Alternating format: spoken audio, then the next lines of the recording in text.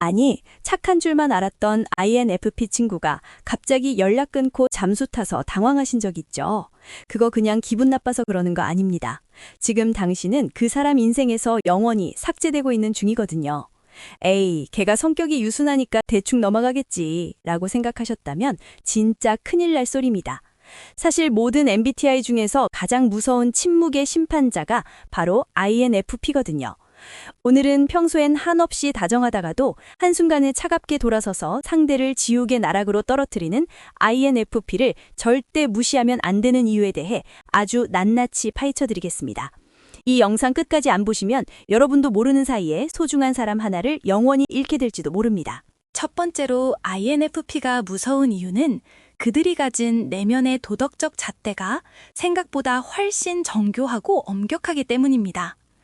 겉으로 보기에는 다 좋아, 네 마음대로 해 라고 말하며 허허실실 웃어주는 것 같지만 사실 그들의 머릿속에서는 당신의 말 한마디와 행동 하나하나가 실시간으로 채점되고 있습니다.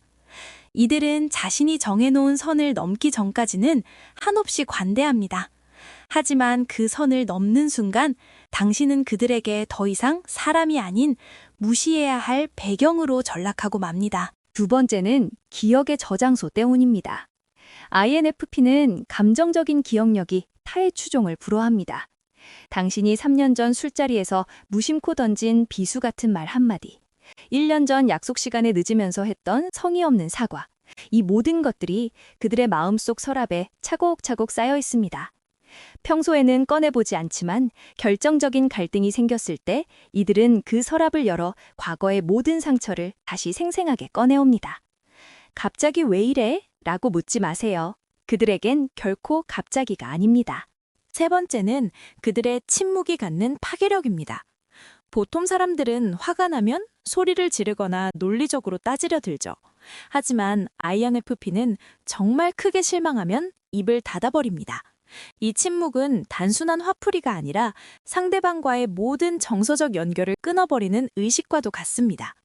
당신이 아무리 사과하고 매달려도 이미 마음의 문을 안에서 잠가버린 그들에게는 어떤 목소리도 닿지 않습니다. 세상에서 가장 무서운 벌은 비난이 아니라 무관심이라는 것을 이들은 본능적으로 알고 있습니다.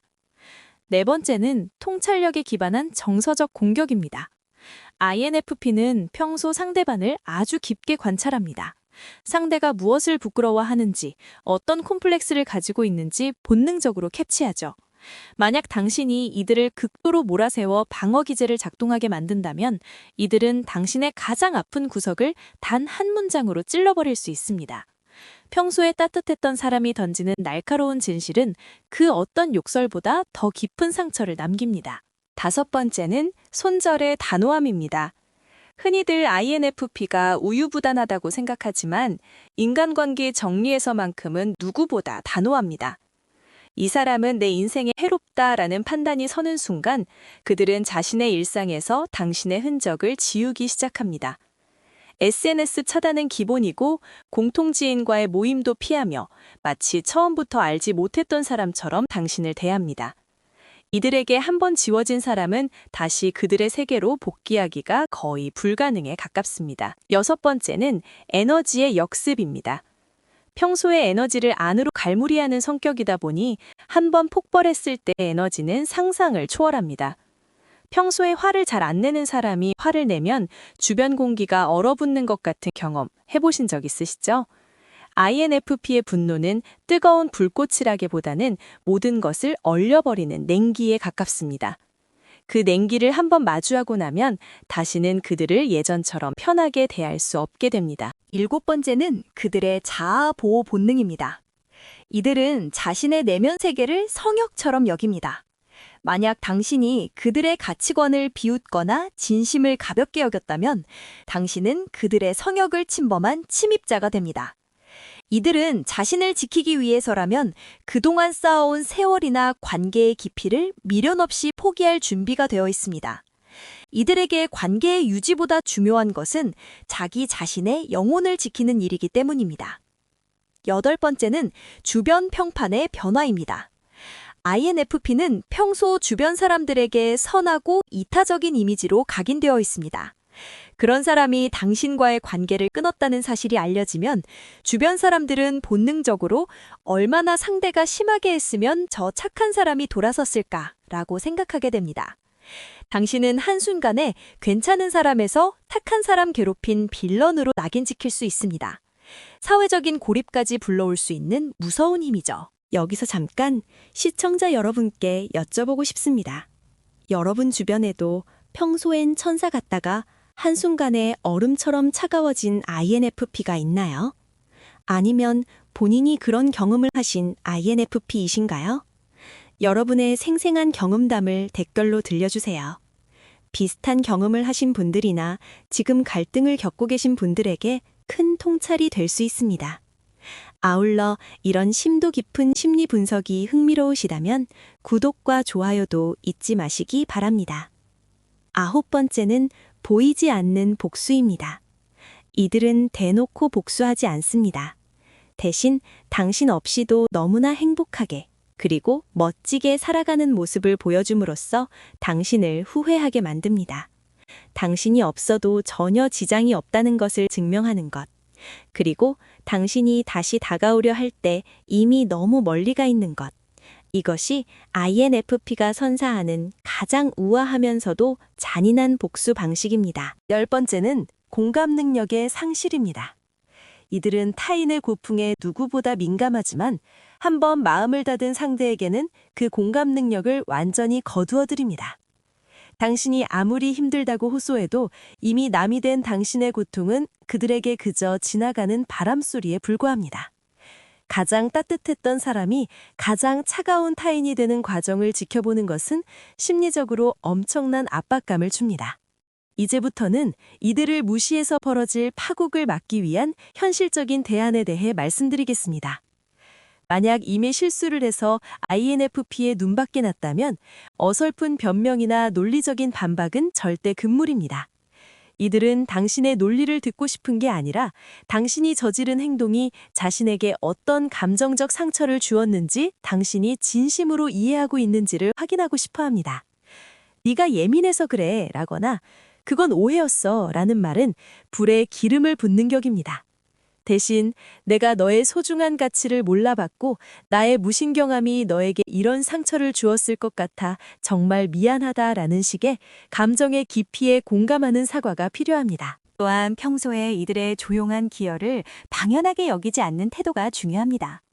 INFP는 말없이 주변을 배려하고 분위기를 맞추느라 자신의 에너지를 소모합니다. 이를 당연한 성격으로 치부하는 순간 갈등은 시작됩니다. 가끔은 오늘 네가 양보해줘서 정말 고마웠어 라거나 네 덕분에 마음이 편안해졌어 라는 따뜻한 인정 한마디를 건네보세요. 이 작은 인정이 이들의 마음속에 쌓이는 서운함의 독을 해독해주는 가장 강력한 약이 됩니다. 이들의 혼자만의 시간을 철저히 존중해주는 것도 필수적인 대안입니다. 연락이 안 되거나 혼자 있고 싶어 할 때 왜 연락 안 돼? 라며 닥달하는 행위는 이들에게 엄청난 스트레스를 줍니다. 혼자만의 동굴에서 에너지를 충전하고 돌아올 수 있도록 충분한 공간을 마련해 주세요.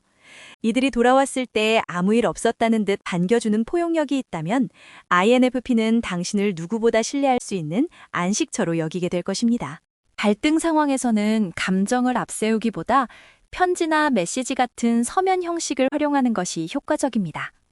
말로는 다 전하지 못하는 진심을 차분하게 글로 적어 전달하면 INFP는 그것을 반복해서 읽으며 당신의 진심을 곱씹어 볼 시간을 갖게 됩니다. 직접적인 대면보다 글을 통한 소통이 이들의 마음을 여는데 훨씬 더 부드러운 열쇠가 됩니다. 여러분의 생각은 어떠신가요? INFP와 잘 지내기 위해 꼭 지켜야 할 여러분만의 노하우가 있다면 댓글로 공유해 주세요. 여러분의 작은 지혜가 누군가에게는 소중한 관계를 지키는 큰 힘이 될 수 있습니다. 또한 이들의 창의성과 가치관을 지지해주는 동료가 되어주어야 합니다. 현실적이지 못하다고 비판하기보다는 그들이 꿈꾸는 이상적인 세계에 귀를 기울여주세요. 비록 실현 가능성이 낮아 보이더라도 그 마음 자체를 존중해줄 때 INFP는 당신을 위해 자신의 모든 것을 내어줄 준비를 합니다. 이들에게 비판은 칼날과 같지만 지지는 날개가 된다는 사실을 기억하시기 바랍니다. 관계에서 선을 지키는 감각을 키우는 것도 중요합니다.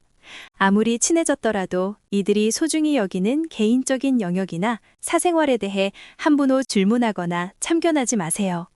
이들은 친밀감 속에서도 적절한 거리가 유지될 때 비로소 안전함을 느낍니다. 너니까 물어보는 건데 라는 식의 접견은 오히려 경계심을 불러일으킬 뿐입니다. 마지막으로 이들의 감정 변화를 예민하게 살피되 지나치게 간섭하지 않는 중용의 자세가 필요합니다.